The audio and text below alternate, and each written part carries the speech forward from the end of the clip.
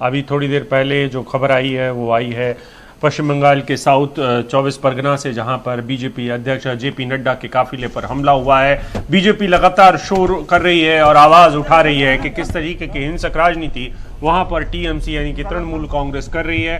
तृणमूल कांग्रेस के ऊपर बेहद गंभीर इल्जाम बीजेपी ने पहले भी लगाए हैं और अब ये पत्थर किसी भी पार्टी के अध्यक्ष के काफिले पर इस किस्म से पत्थर फेंके जाएं तो वहां की राज्य सरकार की सुरक्षा व्यवस्था पर सवाल खड़े होते हैं और इसका जवाब ममता बनर्जी को देना होगा कि आखिरकार कैसे एक पार्टी, राष्ट्रीय पार्टी के अध्यक्ष के साथ ये सलूक हो रहा है।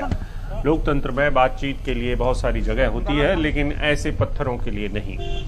तृणमूल कांग्रेस के कार्यकर्ताओं पर हमला करने का आरोप है। 2 दिन के पश्चिम बंगाल दौरे पर जेपी नड्डा साहब गए हुए हैं। कोलकाता के डायमंड हार्बर में कार्यक्रम के लिए जा रहे थे, तभी ये हमला हुआ।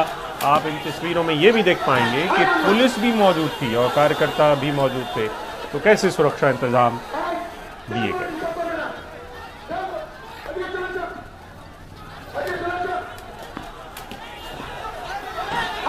आप देखिए हमारे कैलाश विजयवर्गीय जी, आप देखिए हमारे राहुल सिन्हा, आप इनकी गाड़ियों को देखिए।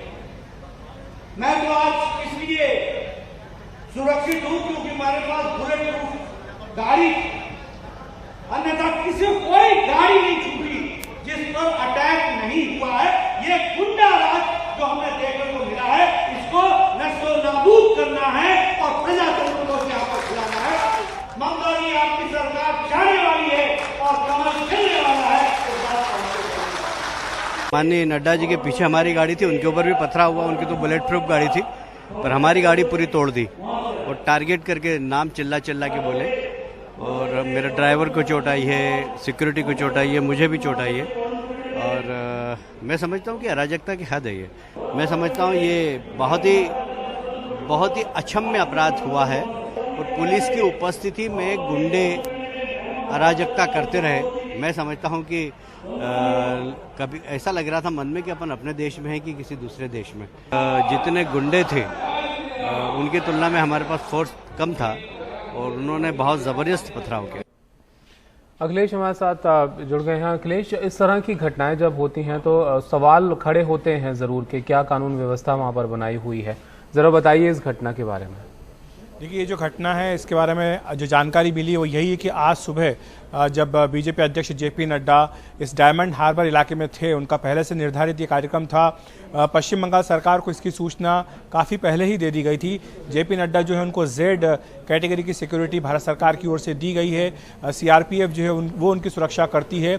जो तस्वीरें आई इसमें भी आप देख रहे होंगे कि जगह जगह पर पुलिस वाले खड़े हैं, लेकिन इसके बावजूद भी जब डायमंड हार्बर के इलाके में जेपी नड्डा का कॉन्वॉय जा रहा था तो आप देख सकते हैं कि किस तरह से कि जो सड़क के आसपास दोनों तरफ तृणमूल कांग्रेस का झंडा लेकर के टीएमसी के कार्यकर्ता खड़े हुए हैं, उनकी ओर से लगातार नारेबाजी हो रही है। पुलिस भी वहां पर आपको इन तस्वीरों में दिखाई दे रही है।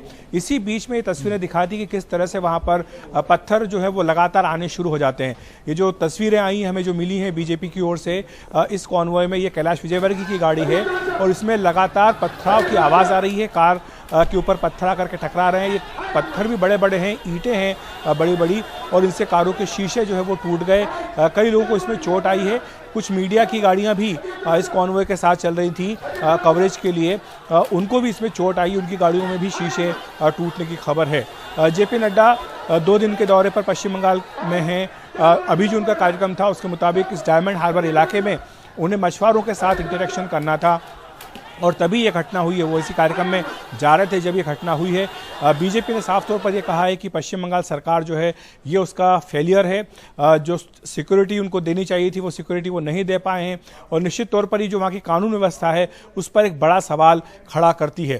तो ये जो तस्वीरें आप देख रहे हैं इनमें लगातार पथराव जो है वो हो रहा है। बड़े बड़े पत्थर, ईंटें वो फेंकी गई हैं इन गाड़ियों के ऊपर। अखिलेश, बीजेपी ने अपनी तरफ से राज्य सरकार के पास कोई शिकायत दर्ज कराई है, पुलिस में शिकायत दर्ज कराई? क्योंकि ये तो एक तरीके से जो लोकतांत्रिक व्यवस्था है उस पर भी हमला है कि कोई अगर किसी पार्टी का अध्यक्ष जा रहा है, उसके साथ कोई बड़े नेता जा रहे हैं तो, और उनका कोई कसूर तो था नहीं, उन्होंने किसी तरीके का प्रोवोकेशन भी नहीं किया है इस पूरे रास्ते में, तो क्या कोई शिकायत दर्ज कराई जा रही है? देखिए, बिल्कुल कोई प्रोवोकेशन नहीं था, ये पूर्व निर्धारित कार्यक्रम था। बीजेपी के मुताबिक इसकी सूचना राज्य सरकार को पहले ही दे दी गई थी। पूरा कार्यक्रम मिनट टू मिनट कार्यक्रम जो डिटेल है, जेड कैटेगरी सिक्योरिटी के जितने प्रोटेक्टिव होते हैं उनके बारे में, उनके कार्यक्रम के बारे में, कौन सा कॉन्टैक्ट पर्सन होगा, क्या रूट होगा, ये सारी जानकारी जो है वो राज्य सरकार को दी जाती है। और जो केंद्रीय सुरक्षा एजेंसी है और साथ ही जो राज्य सरकार की सुरक्षा एजेंसी है, दोनों साथ मिलकर के काम करती है। तो ऐसे में ये एक बड़ा सिक्योरिटी लैप्स तो है ही। ये भी दिखाता है कि किस तरह से कोऑर्डिनेशन की कमी यहां पर दिखाई दे रही है। जो राजनीतिक मकसद है वो तो बीजेपी निश्चित तौर पर बोला ही है कि किस तरह से तृणमूल कांग्रेस बौखलाई हुई है, जो एक के बाद एक बीजेपी वहां पर चुनावी कामयाबी हासिल करती जा रही है, जिसके कारण ये पथराव किया गया है टीएमसी कार्यकर्ताओं की ओर से। टीएमसी की ओर से रिएक्शन आया है।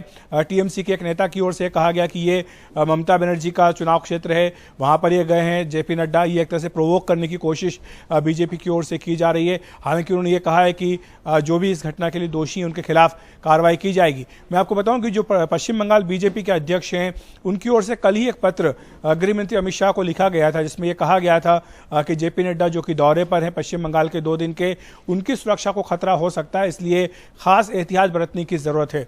और ये चिट्ठी लिखी है, उसके आप देखिए 12 घंटे के भीतर ही इस तरह की घटना ये हुई है पथराव की।